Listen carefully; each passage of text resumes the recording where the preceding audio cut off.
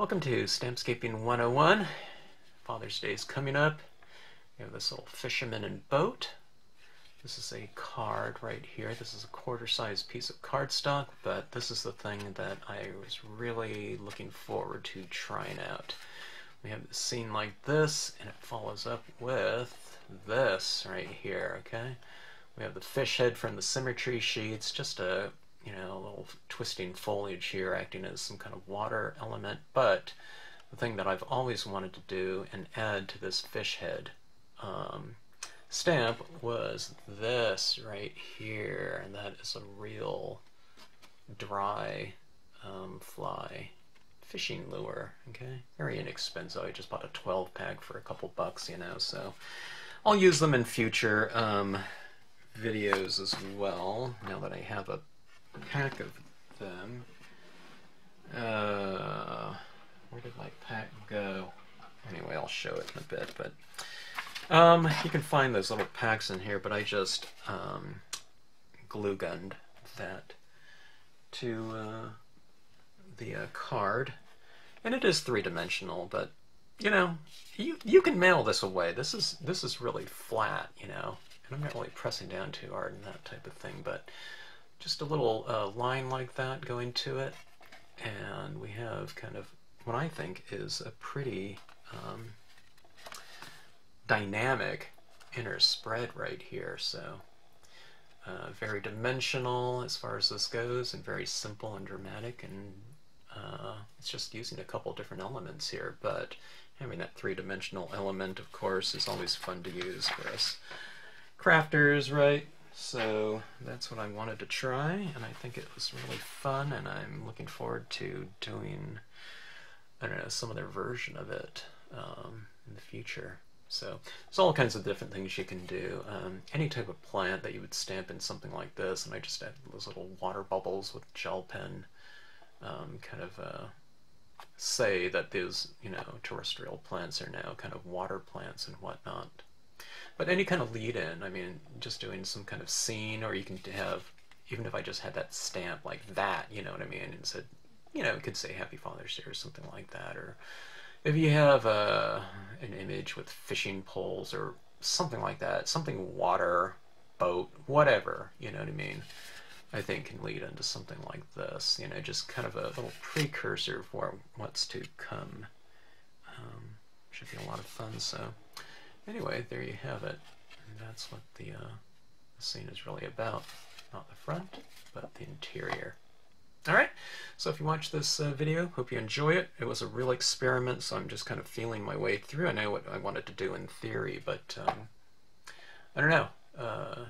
Just kind of all kinds of different options to do too, from what you'll find if you watch it. So thanks for watching. Drop me a note in the comment section if you have any questions. Okay, let's see if we can have some fun here with a kind of interesting graphic solution to a Father's Day card. That's what we're going to attempt here. I have the Symmetry Sheet number 5, is it? 4 or 5. It's the fish head ones. It's number 16B. And I haven't used this for a while, but this is a kind of card construction that I've been really itching to try for a long time. Alright. These designs have been done kind of in an engraving style.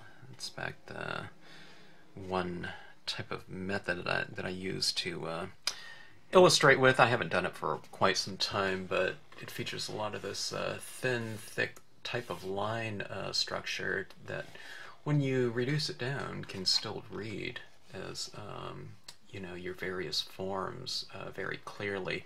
It's how they do things like money or something like that, those little tiny portraits that have a lot of grayscale in them. That's what this thing's all about. So it's all just black and white line art, but it reads as various shades of I don't know, your gray values.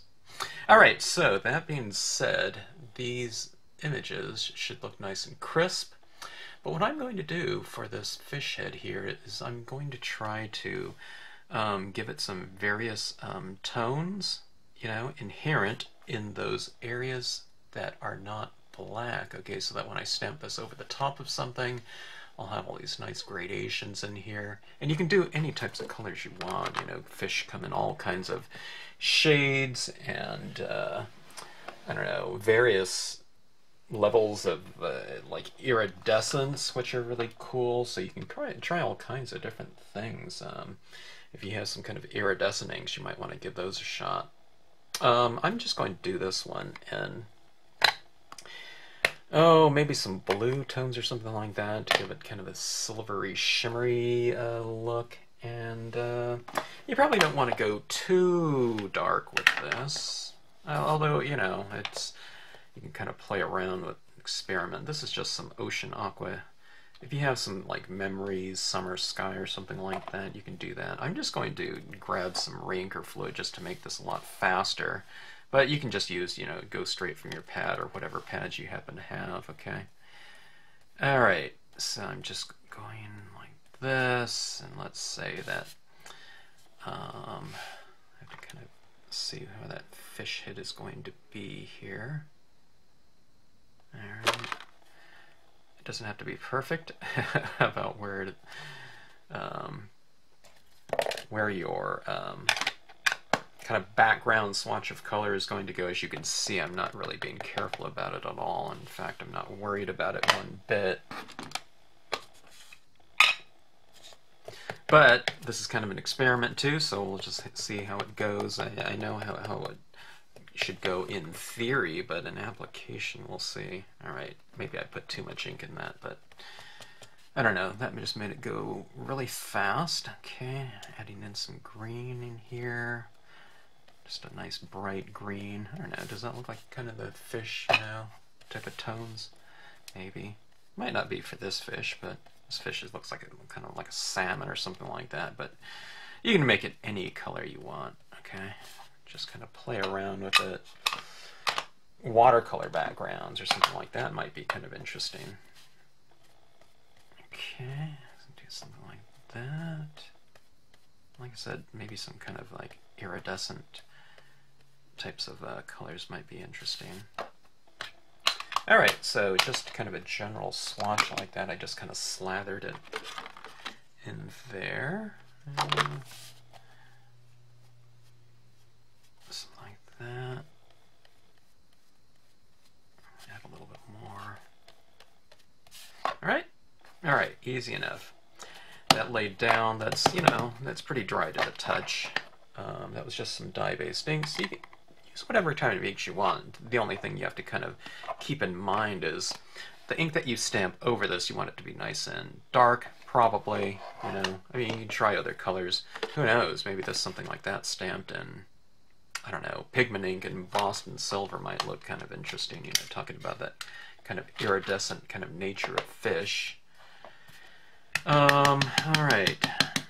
Now I just did a kind of an initial test print of this. This is a brand new stamp that I just cut out of the rubber this, I don't know, right before this video, and I just did a test print here.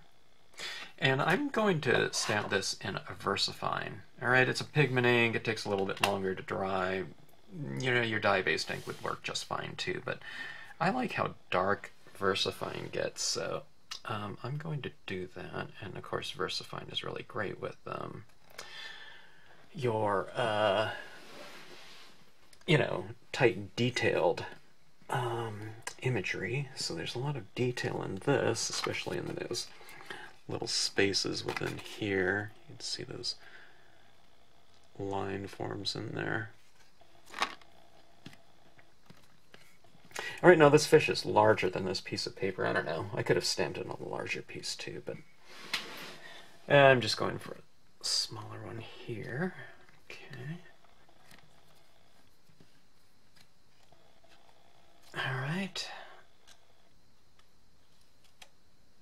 Alright. See that? Those are nice gradations. Now I'm going to cut the fish out too. So it's just going to be the head. So that being said, you can see where, you know, just getting any kind of coloring in the background, you know, gives you this instant type of, I know we used to call it like a, we used to call it a split fountain. Yeah, split fountain in graphic arts when we were doing silkscreen. So it's kind of like that. It's kind of like a little rainbow effect. But you can do all kinds of things. Things could be red back here and all kinds of different colors. You know, you can do, be interesting is to do some kind of watercolor background or watercolor type of effect going on in the background, then stamp that fish head right over the top of it, you know. I'd like to see what people do with something like that. Or, I don't know, there's so many other types of media out there that I haven't played around with. Okay, now this is done on glossy cardstock, you can see.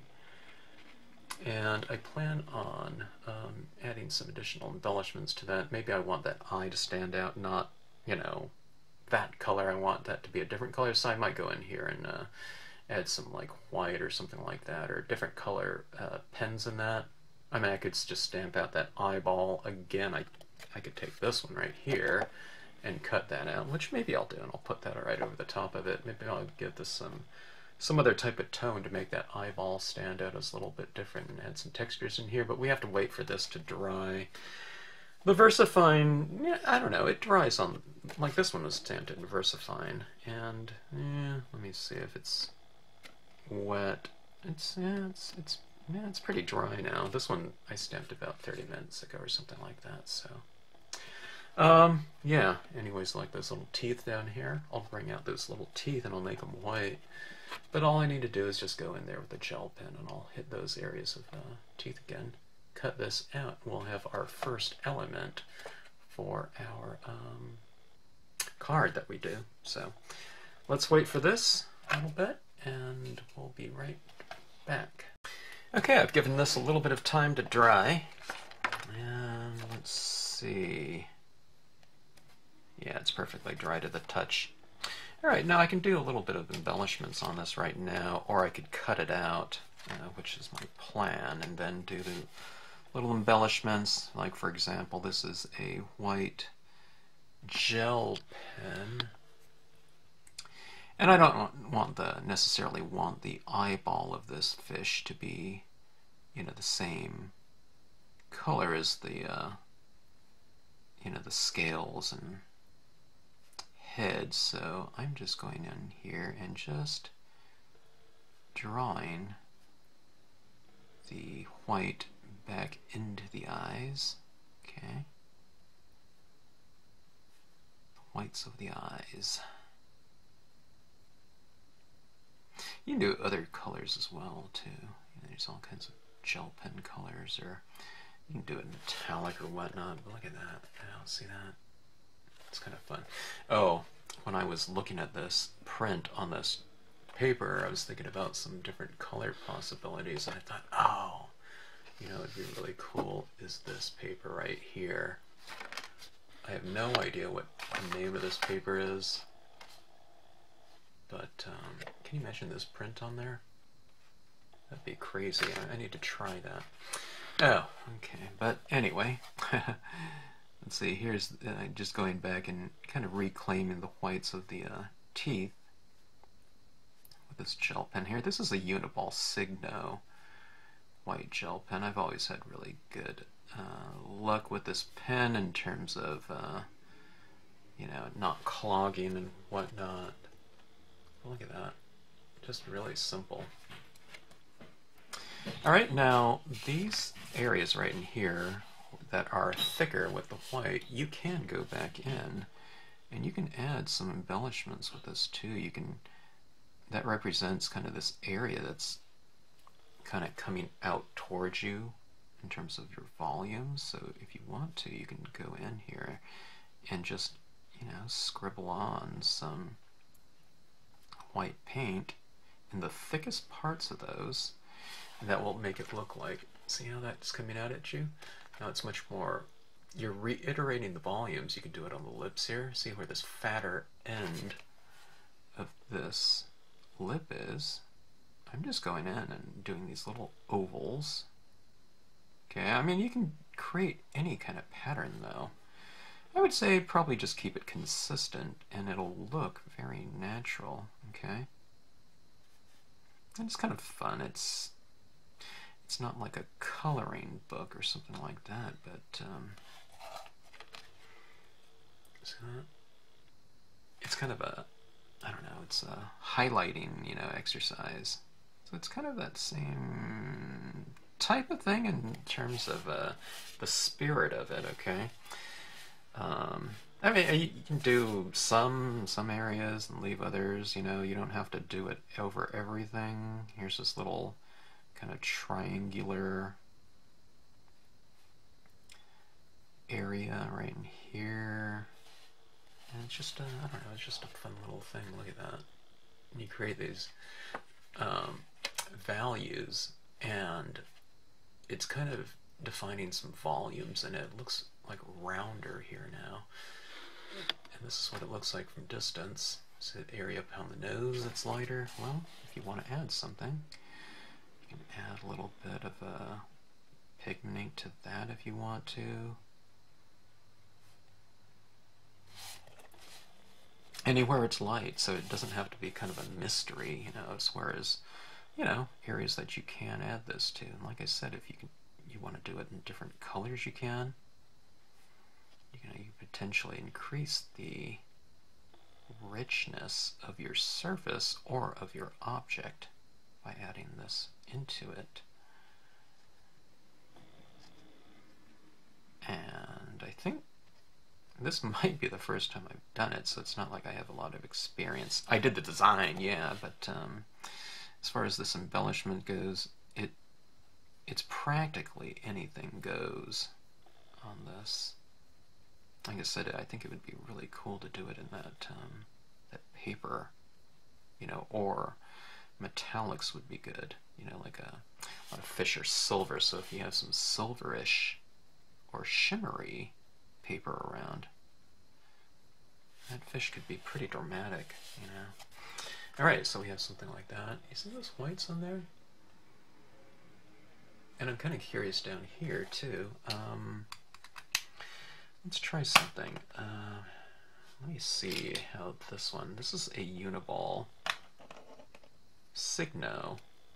I think it's a 0.5. This one's a 1.0. So it's really thick, so it gives me a big slathering. But, I don't know, this is yellow. Let me try this yellow down here in this area. See, it's kind of darker on the underside of the fish, so maybe we'll...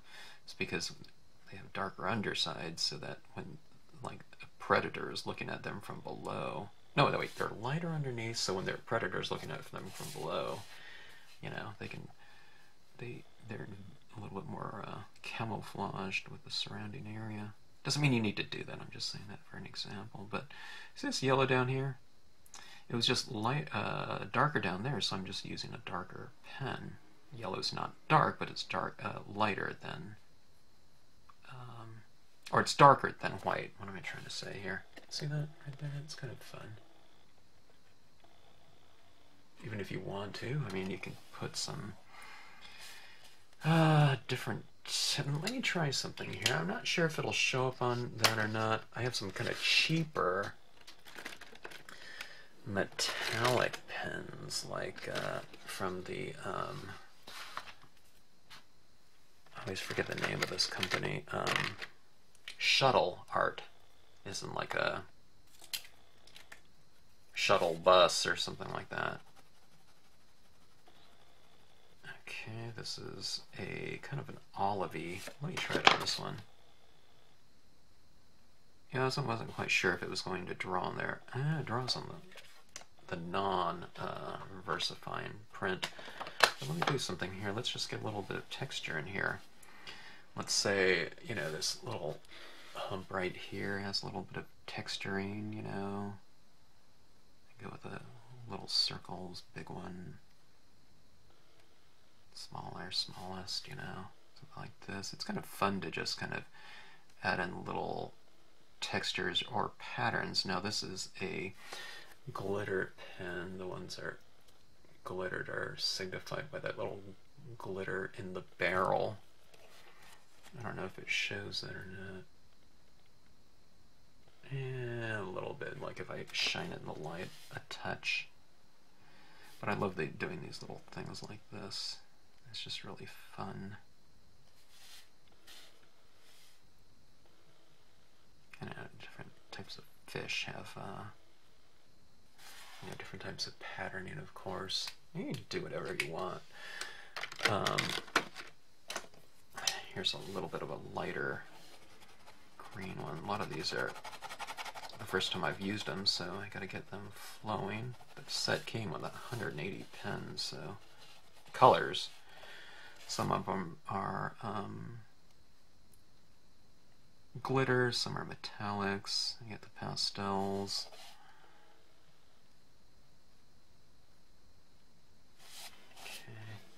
But it's just a fun way to kind of embellish your fish.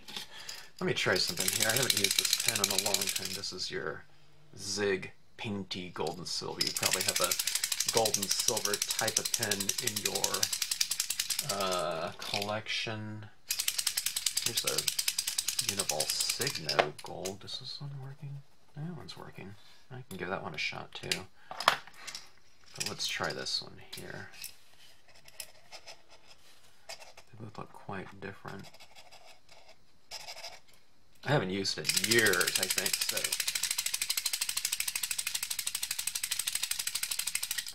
The pen is probably gold in there. It probably isn't really kind of mixed in very well. It's flowing really well, though.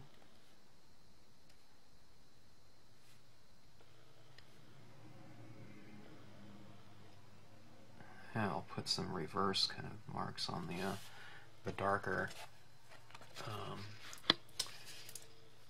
ink, the impression.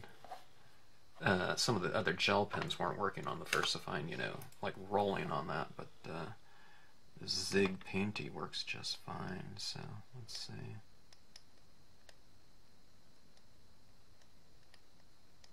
Like I said, anything goes, so.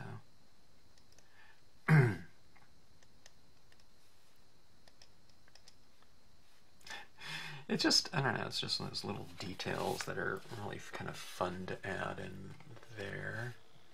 I especially like it when it's one of those things that are kind of subtle. Like, that doesn't really show up a whole lot, but then when someone kind of reflects some light off of it, it's that extra little touch, you know, that it's kind of like something that it's like a discovery, you know, that isn't apparent at first viewing, you know. And it's occurred to me that I need to get a little bit more, I don't know, gutsy with that. I need to make these statements bigger, you know. These little, these are, I don't know, larger embellishments now. I was going to say these little embellishments. See, like that? You know, that looks pretty cool, like that.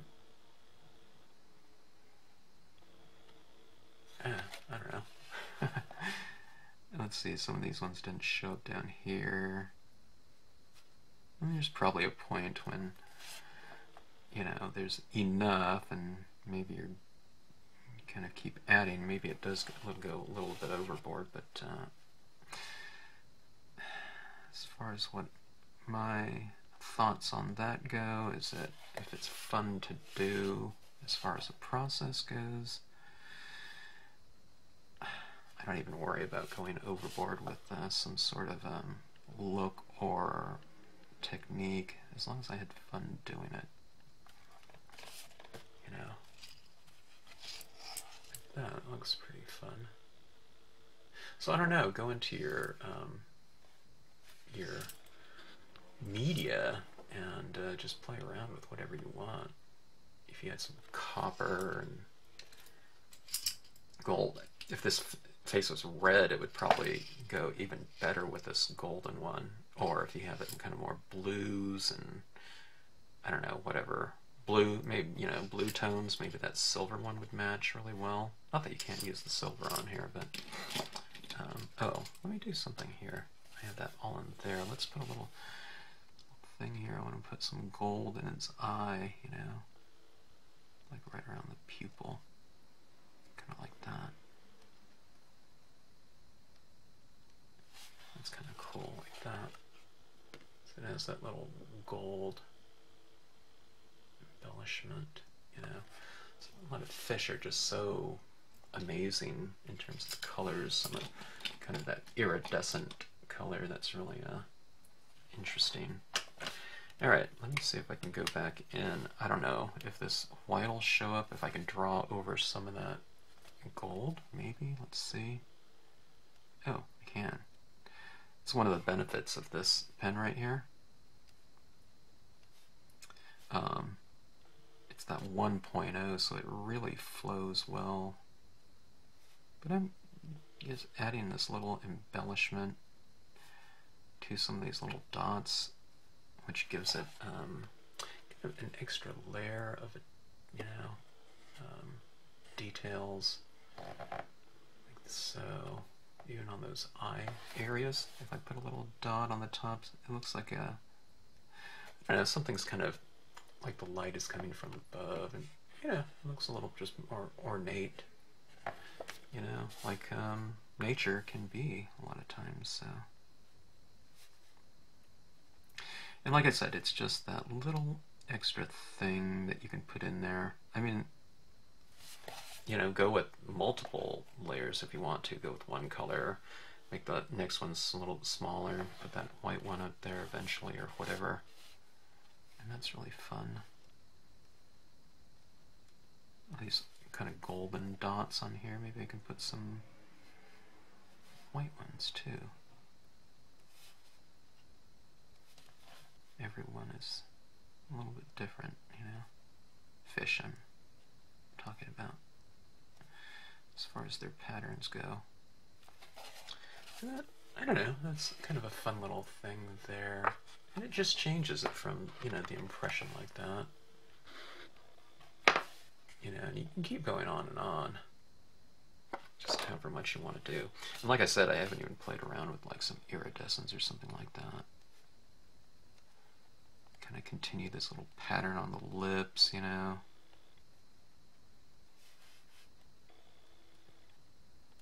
It's like you almost can't go wrong with just about anything. Alright, but that's the way my fish is going to be configured. There's going to be something here, coming out. You'll see, well, you will have seen, because I will have shown the final result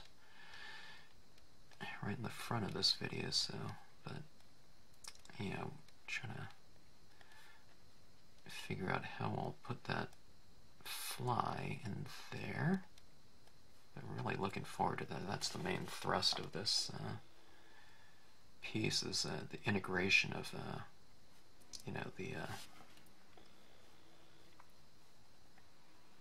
prop, I guess,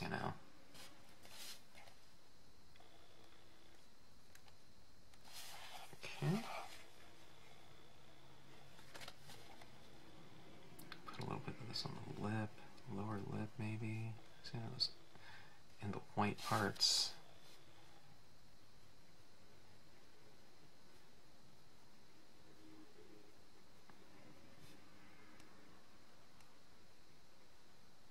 I love little details like that. So that, I don't know, it just makes that area a little bit more interesting, maybe.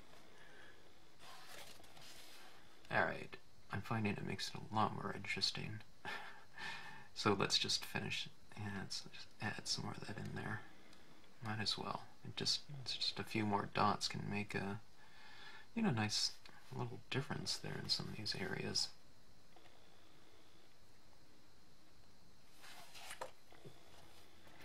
Alright, there's your fish. Okay, now what I'll do after that, I need to take a little break. I'm going to let this set up a little bit. Not that that paint takes a long time to set up. Those gel pens dry pretty fast, but I did apply pretty thick in some areas, so I'll allow it to dry a little bit before, and then I'm going to cut this out, and then we'll start formatting. So, and then I need to come up with a scene for the front, but that'll be really easy. Okay, let's see what we can do here with this beautiful, glorious fish head. That is really fun with all those little color embellishments. I need to use this design more often. For what? I have no idea, but for this card, it's Just what I want. Not like a real tiny fish. It's going to be a fisherman's tail. It's going to have to be a decent size, right?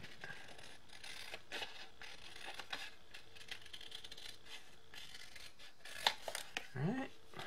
Okay. Easy cut. Alright, so there's my fish. I think it's going to be formatted on this card. This will be the front of the card, then you open the card and we'll have this fish like this. Kind of like, does that remind you of anything? It's like the Jaws of, you know, that movie poster.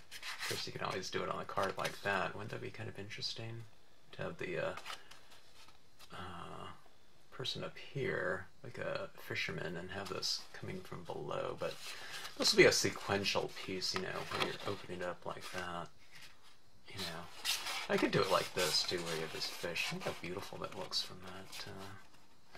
Come in like this. It'd be ideal if I had it going the other way, but you'll need that type of flip-flopping stamp where you can do it the other way.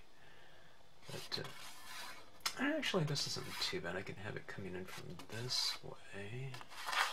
If you don't want to do that Jaws type of thing, maybe I'll do it like that, actually. Actually, that's kind of dramatic. Maybe it'd be like this. Maybe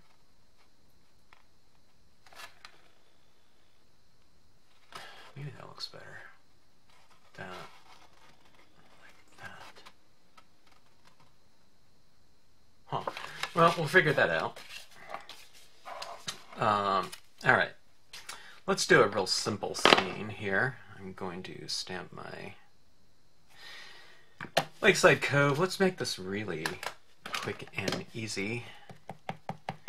Okay, I tell you what, it'll be done in a kind of an aqua blue color scheme. So I have a little bit of green on this tip already. Boy, there's a lot on there. Alright, it's Colorbox Stylus Tool. This is actually a little bit ripped right there. This is a really old tip from my workshop classes, I can tell, because they used to use different types of foam back then. So normally you wouldn't have that type of ripping. Just you know, try to follow my guidelines on the Stylus Tools, what to do and what not to do video. And I also have a notation when I send Stylus Tools out of just things to kind of watch out for. These tips can, you know, really last a really long time if you treat them in a certain way, or just merely don't do them, don't do certain types of activities with them or movements with them, okay? Alright, so this is going to be just a really easy, there's some crumbling on the, I think that was from one of my, that was from one of my Marvy pads. That was kind of getting a little bit crumbly. Okay, so this is kind of like one of those things where you do like a brayered background, except this isn't going to be brayered, but it's going to have that type of look to it. Alright, there's just going to be a lot more control over it because you're applying it manually and you're not just getting a big swatchy background. But that being said, if you want to get one of those brayered backgrounds, by all means do that. It's a very effective way to get a beautiful kind of a varied background in terms of values and colors and whatnot in a very quick, easy manner. Alright, and it works perfectly with this Lakeside Cove stamp. This Lakeside Cove stamp is fairly bold and silhouette in nature, so it goes over just about anything really easy.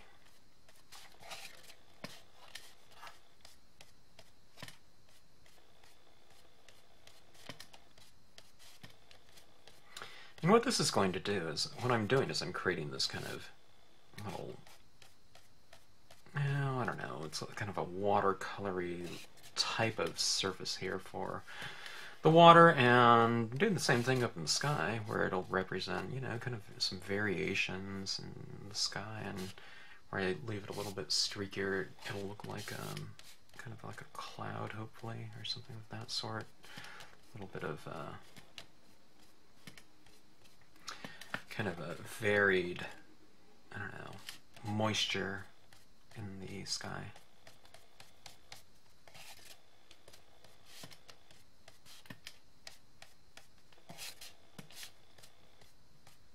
I'm using the side of this a lot, like that. Okay, see, I'm only just kind of taking it in from the outside and running the color inward. Oh, by the way, that first color, I'm sorry, that I used with the re-inker was called Ocean Aqua. If you use like a Memento Summer Sky, it would be a perfect color to start off with. You can start it off, but when you use a re-inker, it just slathers in that whole area kind of instantly because you have so much ink on the applicator. If you don't have these stylus tools, which are really comfortable in the hand, you can also use any kind of sponging method. Cosmetic sponges work very well. They have a similar kind of density to the foam that I really like. You know, you just hold them, or some people use those alligator clip things. I just hold them and squeeze in my hand and apply it that way.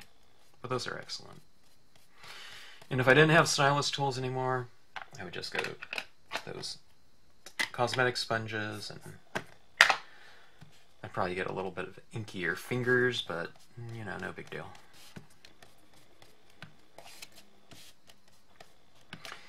Alright. I mentioned kind of a greenish, you know, color to this water. I want it to look kind of inviting, a little bit warm. I don't want it to look murky, but let's try a little bit of kind of some greenish tones in here. Here's some pale green, anything of this sort. Here's a Caribbean blue, Marvy. You know, you can just mix and match all of your the blue tone dye-based inks that you have and try them out. This one, Caribbean blue, is a little bit more of a warmer blue. I'm sure there's other similar inks from other companies and other lines.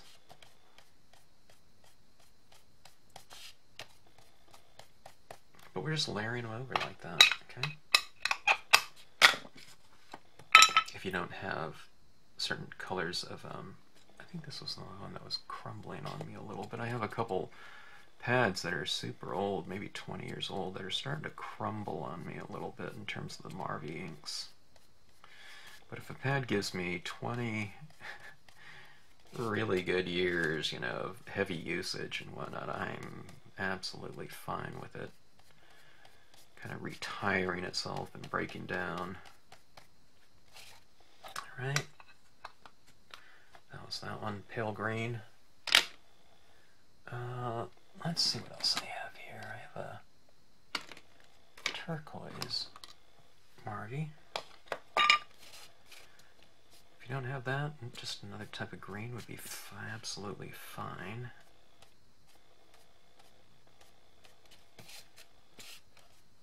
See, it's just kind of warming it up a little bit when you introduce kind of a greenish tinge to blue, of course, you know. That means that it has some yellow in it, in blue, in order to read as green, so. Alright.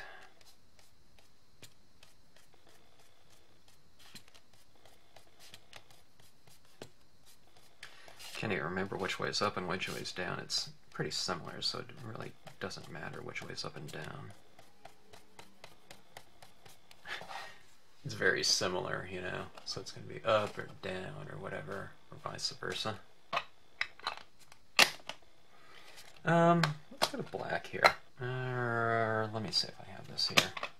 Do you have a super dark blue in your line of inks that you use? This one's a Prussian blue. There's been other colors in the past that are very, very dark. I love those ones in terms of my blue color schemes. In nature, you know, and it's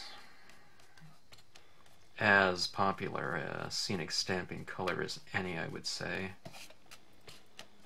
So I like to have a nice range of blue tones. That's why I have that range of Memento. Barbies get a little bit thinner in terms of their viscosity, so I'm able to apply a darker coat over this, and it applies just fine because it penetrates those thicker inks that are laid down there. But that being said, you can always kind of heat set your surfaces, because what happens is if you have wet ink on here and the paper is getting really super saturated and wet in certain areas, you have a hard time applying more ink on top of it. But you can heat set it a little bit, get those inks to set up, get that moisture to dry, and then you can go to your darker tones and it'll take. But I don't like to do that unless I have to, unless it just absolutely isn't applying. Okay, this is the black here.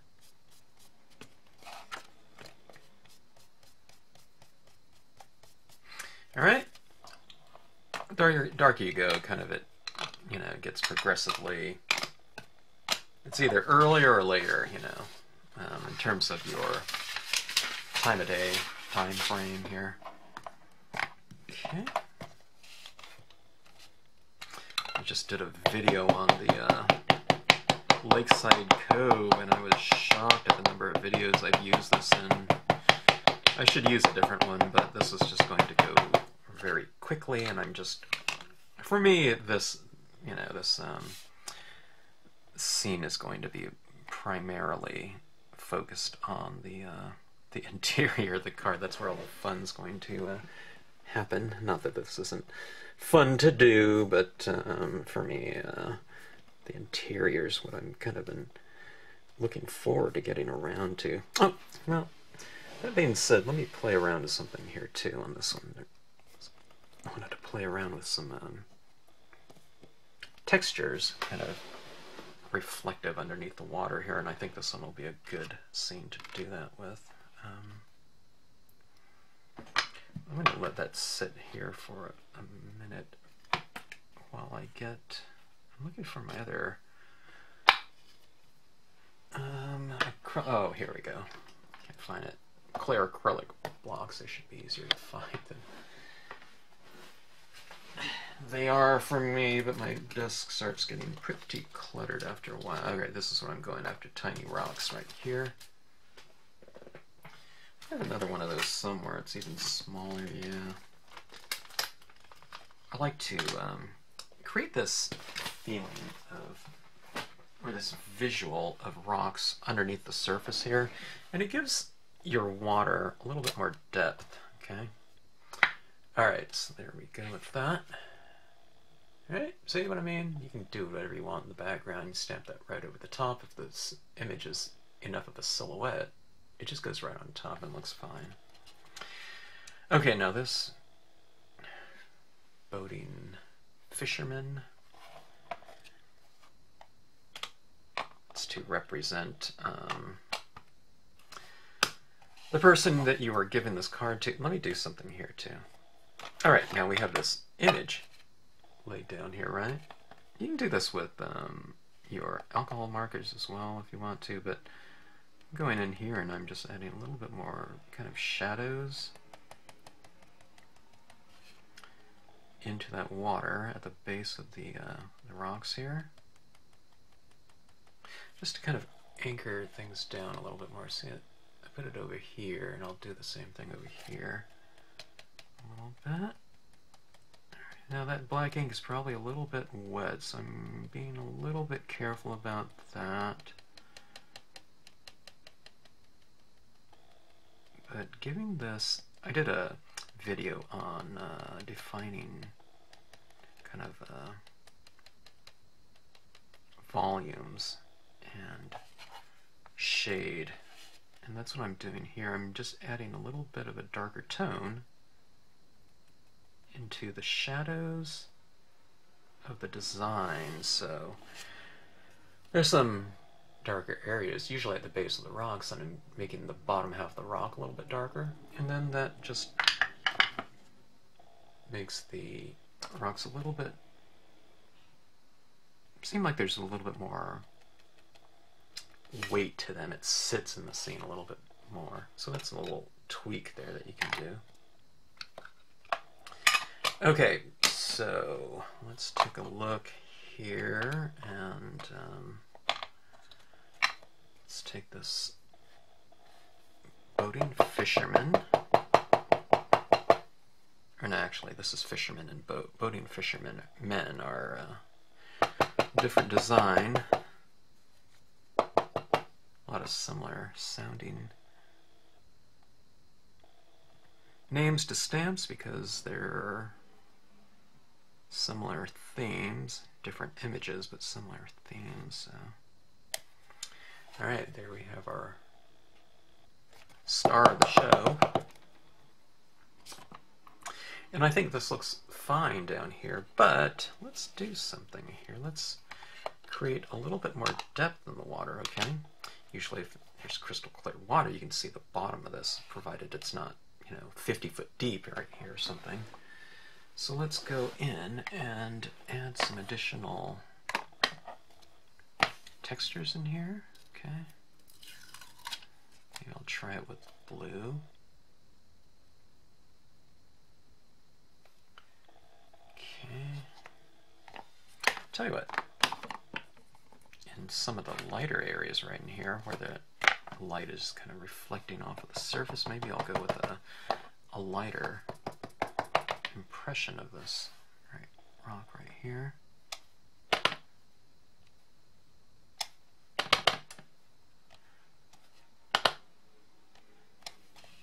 Alright, it's barely visible.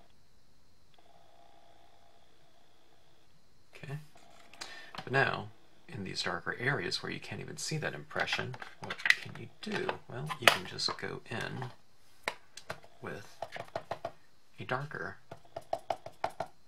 rock, and I did something similar to this on a video talking about water, how you can do water, or how I do water.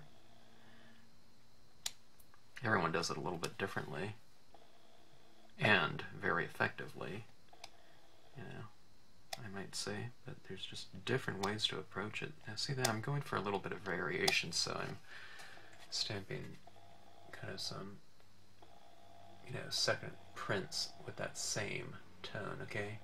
Now these impressions are going to dry lighter, okay? So if they're just barely showing up right now wet, you might have to do it again, darker. Now you can wait till all these dry and see how it's going to go and adjust your impressions accordingly, Okay, going with the darker blue in the darker blue areas.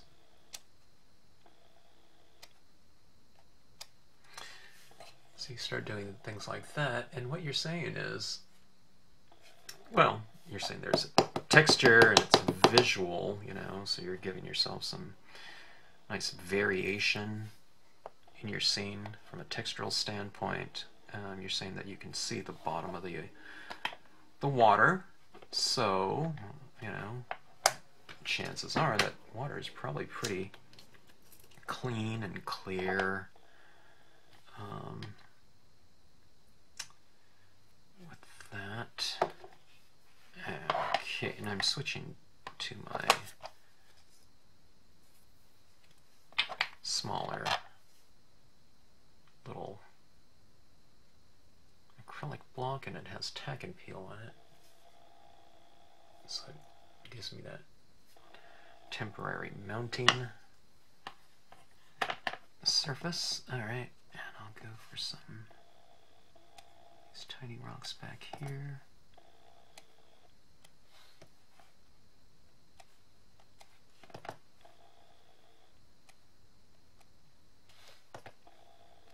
And you go for some variation. It doesn't have to be all kind of in one area.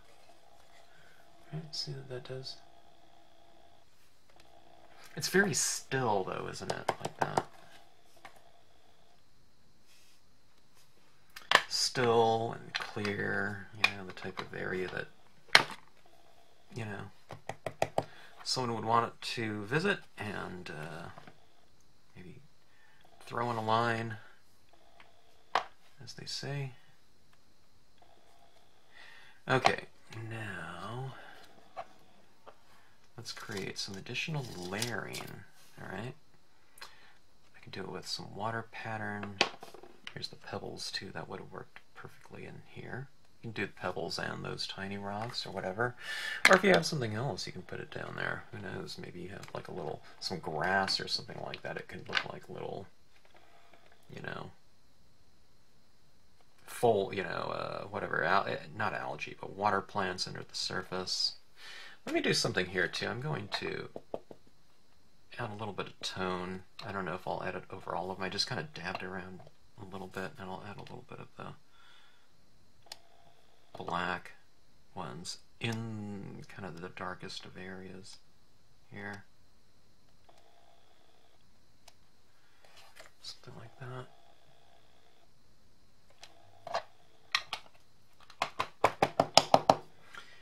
Okay. Let me see. I had some water lilies somewhere. I thought I used it recently, but maybe I didn't. Let me go see if I sorted it again, put it back in my... Okay, I couldn't find my water lilies, so the things about having your own stamp company is you can pull a new one. I'm just going to use the unmounted version.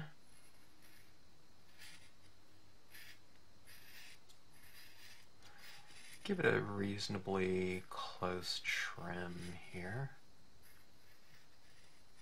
But don't cut into the image, or if you do, it just won't print out as good, which in landscape stamping stuff, scenic stamping, if something's missing off of something, it's really not a big deal. You don't want it to be like the head off of a subject matter or something like that, but not too big of a deal. Okay, so what I was mentioning is you can do like little scrubby little foliage underneath the water too. If you want, let me try it here.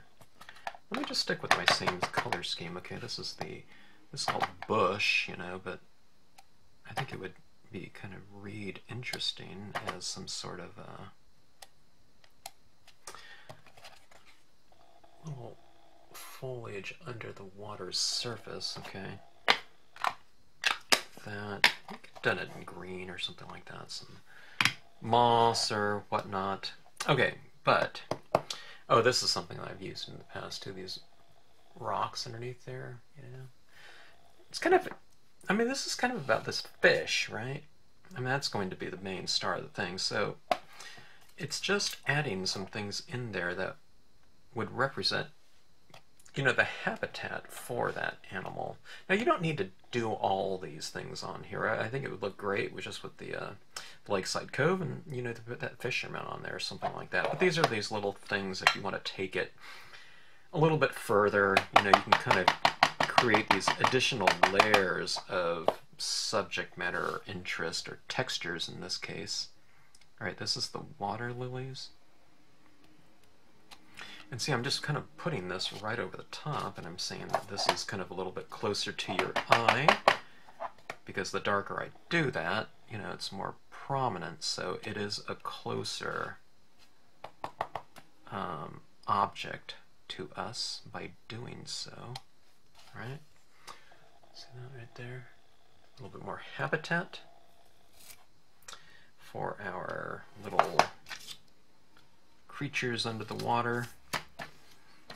I don't know if the fisherman's going out for sport and whatnot, or for his, you know, bring home a fresh fish dinner or whatnot, or if it's catch and release, who knows.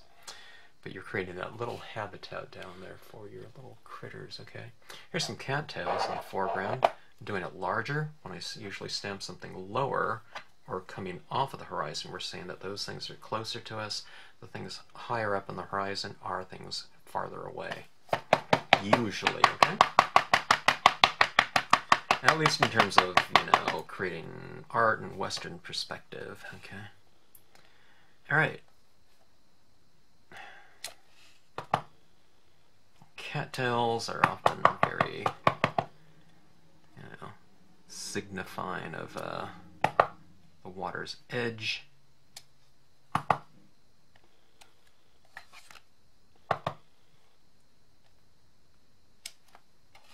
stamp these cattails here. I'm talking about the water's edge. I'm thinking back to this whole little, they call it, we call it a lake, I don't know, or did we call it a pond, but we called it, it's called Camp Kelly, that we used to walk to from our house, and it was, I don't know, it's probably smaller than a, you know, like an Olympic-sized swimming pool, but I was going through some of the cattails eventually.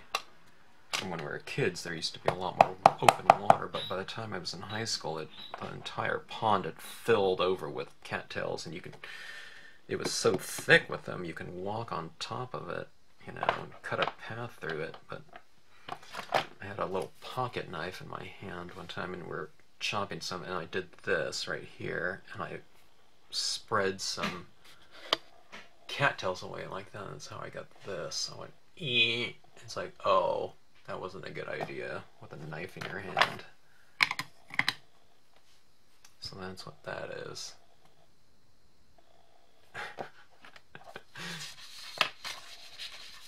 Okay. There's my little scene here. I'm going to let this set up.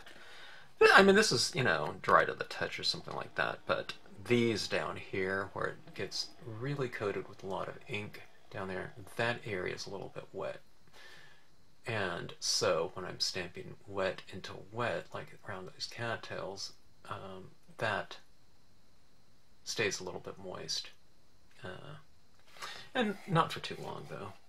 And also what I'll do is I'll mount this on some kind of matting. I think that would look good. This will be going on like this.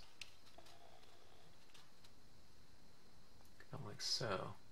Okay, so it needs a little bit of a matte, though. Maybe it needs some little something in here, too. A little shimmer or something like that. So I'll let this set up, and we'll get to the next step shortly. Okay, let's take a look at this. This is nice and dry.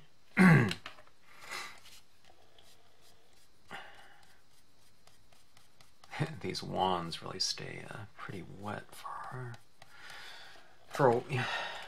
provided it's not too arid and super dry out. So you can kind of add in some extra tone off them if you want to. Anchoring down a little bit more. I didn't go over these shadows too much right after stamping, because that ink would have been too wet, you know, from the impression of the Lakeside Cove. So you can do it now after it sets up and dries adequately.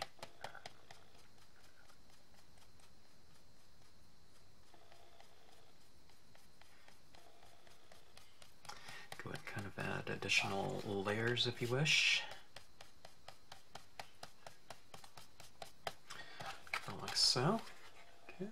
See those little layers in there and those rocks and such. It's one of those little details. I mean, it gives it a little bit more body to the scene. I'm looking down here now. I think I can use, let me see, where is my little salmon stamp? I had it around here somewhere. I keep doing this. It's because I'm kind of composing on the fly, then it occurs to me, oh, I should put this, this, or this down here, so. Alright, I need to go find my little salmons. Okay, I was looking for this one. This is a stamp that I haven't used too much in the past, but used it on the Castaway scene recently, and I thought that looked pretty good. Just kind of something. I'll make it a little bit more subtle. Doing these practiced ones here. It's such a little tiny stamp. Make sure that I have the pressure in the right area. Okay. Done like this, maybe. It's showing up a little bit more right now because it's stamped when it's wet, and when I spray this, the whole thing gets a little bit darker. So I had to, you know, stamped it a little bit darker than I thought I would need to, because when I spray this, everything's going to get darker, so that won't show up quite as much as it does right now, but I'm just looking for that kind of shape there in the shallows. All right. I won't spend too much time on this, you know, in terms of adding some details, because the big kind of a, I don't know, thrust and focal point of the scene will be on the interior of the scene. So, oh, these little textures here. So I added texture in here, and it was texture to kind of appear as though it was below the surface. Now, when you put the lighter ones like this, it looks like it's kind of on top of the surface like that. So you can see how much layered things get when you do this. You're creating kind of this multi-layered, surface. I mean, it's all flat, you know, and two-dimensional, but with the use of kind of value and opacity, we can create somewhat of an illusion of depth within a given space. So, in other words, you have things that are kind of lighter and a little bit more diffused, and that represents something underneath the water. Then you have something crisp and much more kind of pronounced, like in the form of this little dot. And that it comes, you know, forward. In terms of the attention it can receive, and therefore it looks like it's a little bit closer to you, and therefore on the surface of the water. Okay? So there you I'll show you what I mean here. See that? It's a little shimmery surface. It's a fun little touch to add to something like that. Alright, so that's our cover right there. Let's start putting this together a little bit. Definitely needs a border, a light border, wouldn't you say? So I will do something like that, and then I need a fishing line, and I was trying to think of, you can have it going down like this, and you can even go kind of off the page, or I can leave it as is. And then in here, it's like one of those things that's kind of, it's like, I did a video on sequential kind of a pacing. You know, we have something that's kind of quiet, and it's like a movie. You get into that kind of you know, the main kind of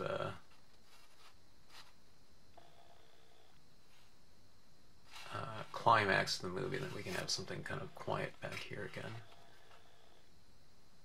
Alright, but I'm trying to think of, I pulled these out here. I'm trying to think of if I want something else in this. Like, I can put like this. This looks kind of aquatic here. I can have this in the background. Or I can have this kind of like this, like it's coming in from the side. I have this thing kind of, so I'd go like that.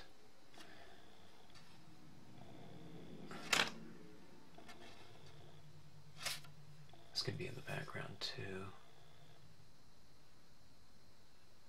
I think this looks okay, you know, in terms of, ooh, that might be interesting, like that. There's all kinds of possibilities here. If I have it in the background here, it might look like it's coming out of its head. So, maybe I'll put it up here, or in the middle, something like that. I do kind of like this as a, oh, maybe this is it right here. Alright, I think that'll do it. Maybe I'll leave this in. I'll keep things kind of real simple. So maybe I'll do this and this. Okay. All right. Let's do that again in the Versafine. I want a nice, crisp, deep impression. So I hope that's what I get from this. We'll see. This is the twisting leaves design, but I feel that it's aquatic looking enough. Okay, so it'll serve. I don't need to. I mean, this isn't supposed to be. Well, I guess it could be salt water, but I was thinking more fresh water when I'm doing this. But it could be salt water, I guess.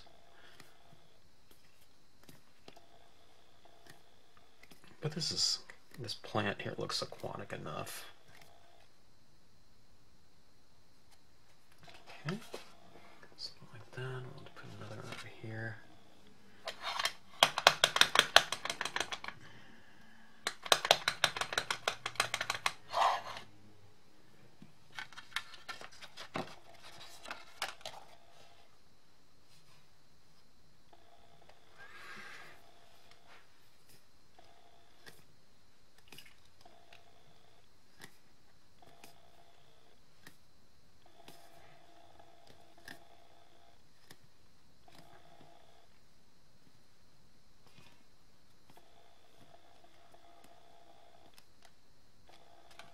Okay,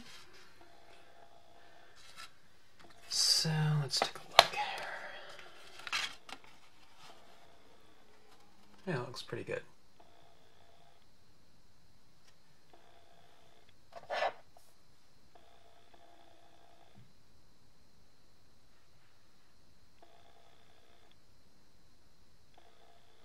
All right, one more.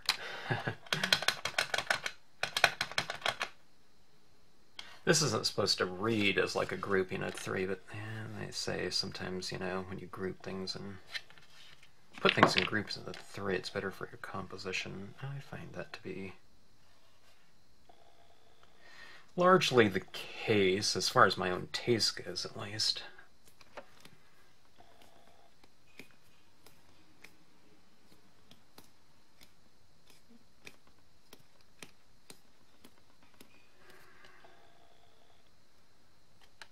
So do whatever you want, you know, you can play around with these compositions. It doesn't have to be this exact stamp. You can use any kind of plant or whatever, put it down there, and you put a fish there, and then suddenly, you know, something terrestrial or on land becomes aquatic, you know, just by the very nature of the relationship of the things that you insert into the scene. If you have some, I don't have any, but if you had like a bubble stamp, you know, that would really make a strong graphic statement in here.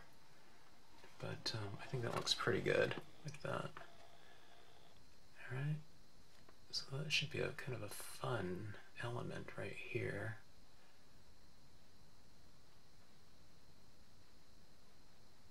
Huh. All right, so this needs to set up a little bit. Now this is matte paper, so it's not going to require too much time. And this one right here, this piece, I think I'm going to matte on some, maybe like a pale blue paper, and I'm just going to give it a little bit of a thin border. I like to kind of match it with those little dots on the edge there. So I'm not going to record that because that's going to be some boring activity there. Matting of a piece of paper, so I'm going to pause here and move on. All right, I have my exterior done now. Kind of a double matte. Kind of the black matte around there brings out the imagery within the scene there a little bit more, and that little white line kind of accentuates the details in there. And that little, put a few little dots on top of these rocks right here to kind of reiterate the lighting in there. So we're going to open it up like that, and there is the fish head. Okay, so he's going to be swimming right there.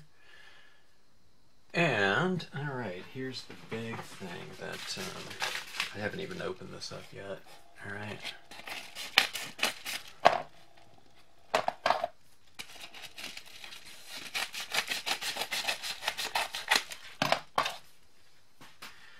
Alright, this is what we have here. Floating dry flies, okay? And that's going to be my little fun little detail in here. There's some different colored ones. There's 12 pieces. These are really inexpensive. I think I'll go with the maybe that red one. I want this to stand out.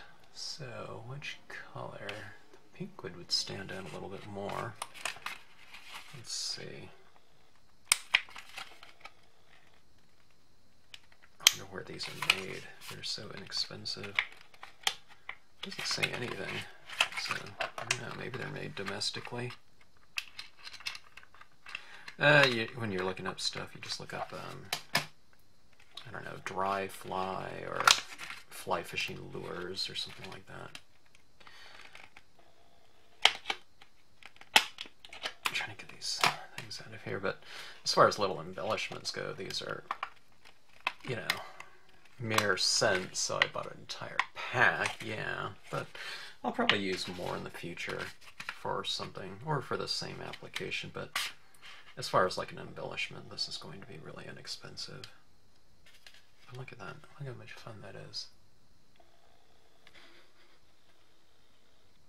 Or the orange one, maybe? These are real little feathers, I guess. Huh, that's really fun. Or I can kind of put it out here.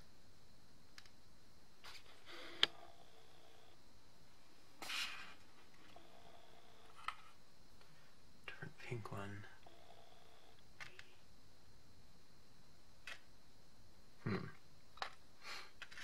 My big thing is, how am I going to stick that down there? I think it's going to be a hot glue gun or something like that. I think the pink one looks kind of neat like that. So, let's see, I can have this like that. I think like that, though. I don't want it down. I don't think I want it tilted up. I was going to do this right over here. But I think I'm going to do that one with a boat up here, you know, with this kind of shark coming up. But I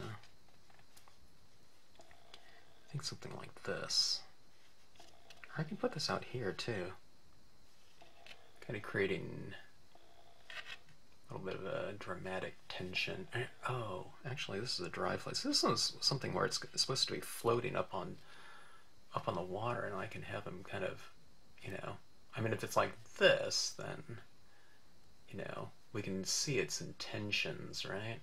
If I have this kind of floating up here, this, it wouldn't be sinking, so. Alright, I think that's our composition right there, maybe. Although this is kind of cool, too. I don't know, I think either way, you can have them like that.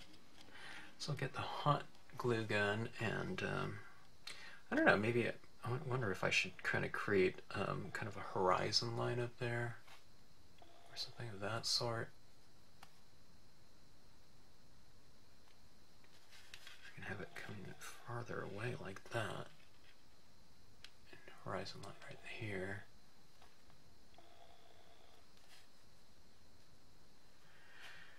Alright. Hot glue gun. Okay, I have my hot glue gun heating up, and I think I've come up with what I'm going to do. I have these French curves, and I think I'm going to create a line like it's the fishing line, and it matches kind of, you know, the curves of all these plants in here, these aquatic plants. And we'll do something with this, and this is going to be the curve of the fishing line, you know, like how fly fishers, you know, they do that action, so it's this real graceful kind of motion. And I'm going to do that here. I was just going to freehand it, but I thought, I do have these French curves, so why not just do that? Alright, so that's my line. Let's fish it like that, and I'll kind of glue gun the fly right here. That should be really fun as far as a little embellishment goes. And let's see, I guess I'll add some. Waiting, this could go. I could pop this out a little bit more. That. Excuse me. But I don't think I'm going to. Or I don't know. Should I? It'd be kind of nice, interesting with a little bit of dimension. And I'll give it a little bit of a shadow.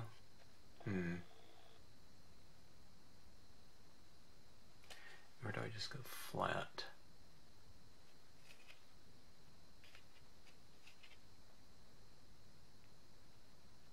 Alright, I'm just going to go flat on this one, but this will, I don't know, this is my kind of my prototype for this scene anyway. And I think there's room for a lot of improvement. I don't know, but it's looking pretty good, just as is, I guess. To me, I don't know. We'll have to see. It's all about that fly for me. I've always thought, yeah, it'd be really cool to do kind of this fly in a scene with this fish head. Okay, so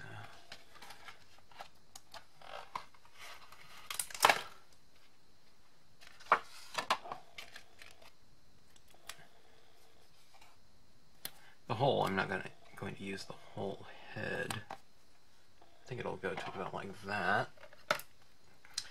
I'm just using these adhesive squares. I've used these for a long time. You can use whatever you want. Okay, alright. Get this positioned. Let me see. Somewhere like that.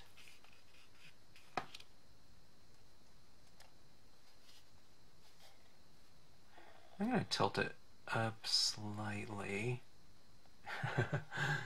It's going to be going after that fly. Think about like so. Now this is hanging off over here, of course, so I'm just going to trim that off. Okay. So you see it right there. I'm just going to take that and trim it.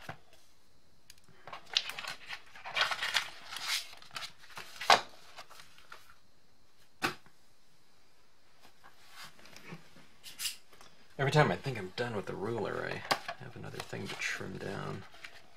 Alright, maybe I'll give us...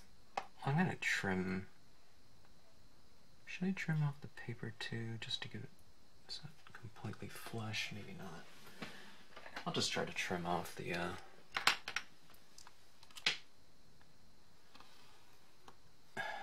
fish part. Yeah, I think I got it pretty flush. There we go.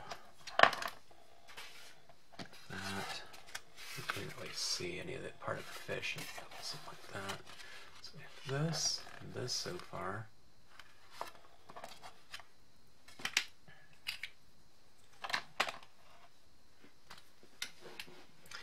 Alright, so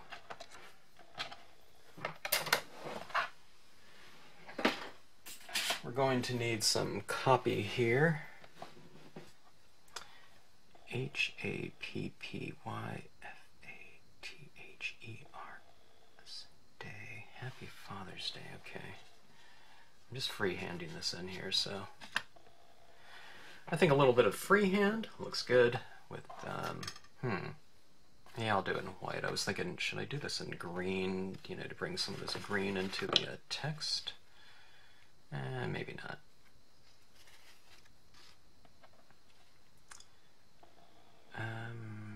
Yeah. I think text kind of following along this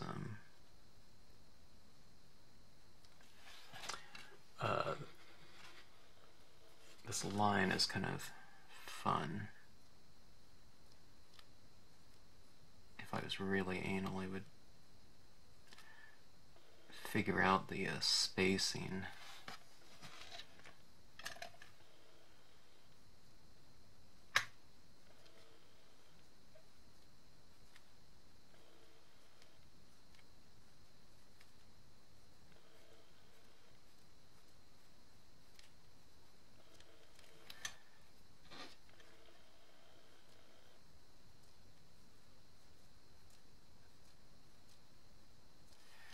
Okay, so we have Happy Father's Day.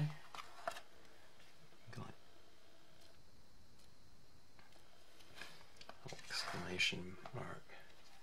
And then we'll have the fly on there. Let's see if fly is, not the fly, but my glue gun's ready to go, and I believe it is. So let's see. Okay.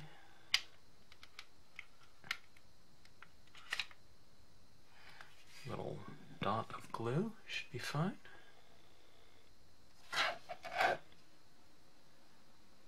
Positioning the fly right onto the glue.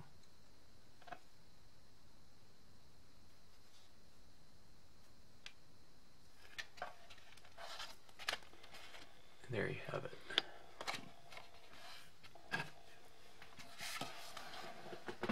Moving the glue gun so I don't get burned.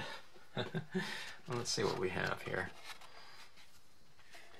So someone gets a card, very nice. Thanks for the card. Boom.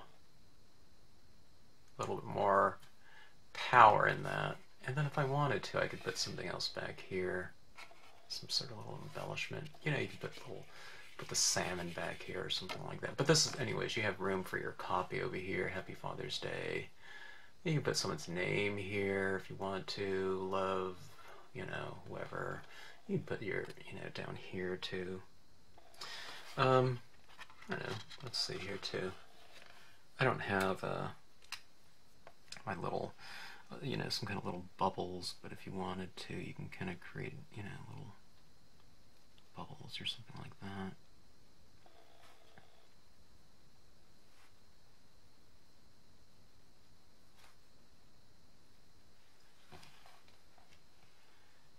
Should I put some? I'll put some in front of this little plant.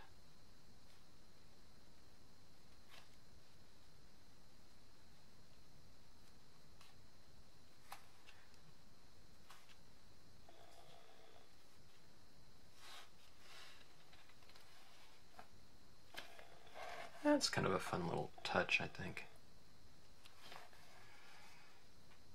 Maybe some more back here. Kind of varying the size of the bubble.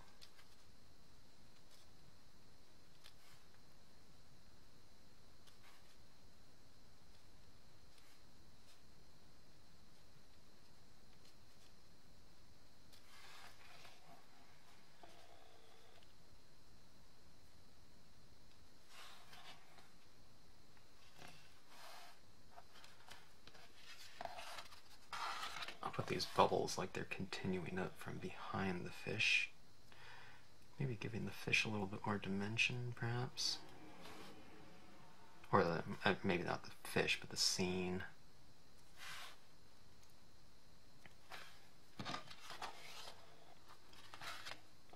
Remember what I said about having things in threes, so you can have another kind of like a... If this was an aquarium, it'd be like an air stone or something like that.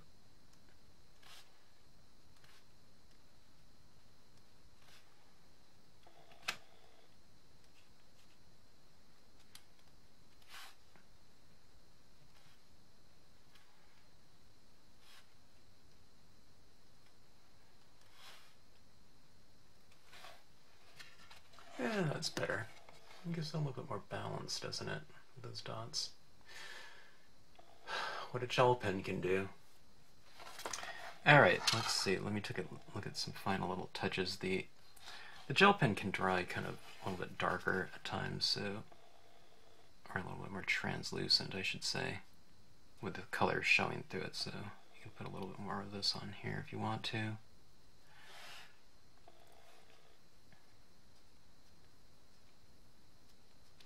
Give me little freckles.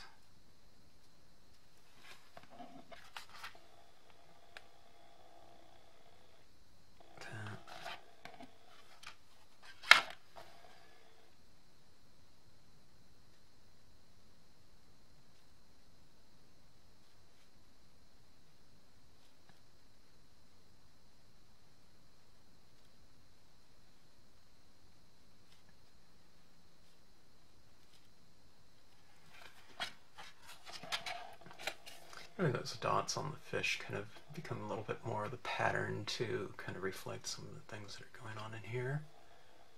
But there we go. So, fun stuff. Look at that little fly. That little fly is kind of a perfect little embellishment, I think, for a scene like this. Happy Father's Day. Alright, so there it is. Pretty simple. 2 stamps. This scene is, you know, more, you can put any kind of fishing little kind of precursor to what's going on inside. Could be anything. You know, I would probably have some sort of fishing pole or something like that, that kind of iconography, or in this one it's a lake and whatnot, but you can put, I mean, this could have been out here too, and you can put this little fisherman in there, you know, you can, you know, whatever. Just have something that kind of leads into kind of what to, you know, expect in here. Just have a water element or whatnot. So, I don't know, fun stuff. Alright, thanks for watching. Hope you enjoyed it. Several parts to that card, but I don't know, there's a lot of little different types of elements that I've used on this scene, but it's pretty quick as far as everything goes. I'm really surprised at, you know, just how you can color that thing. I want to do some other types of metallics and all kinds of crazy colors for those fish heads, so that should be fun. But just a fun little card. Thanks for watching. Thanks for watching the channel. And if you have any questions, drop me a note in the comment section.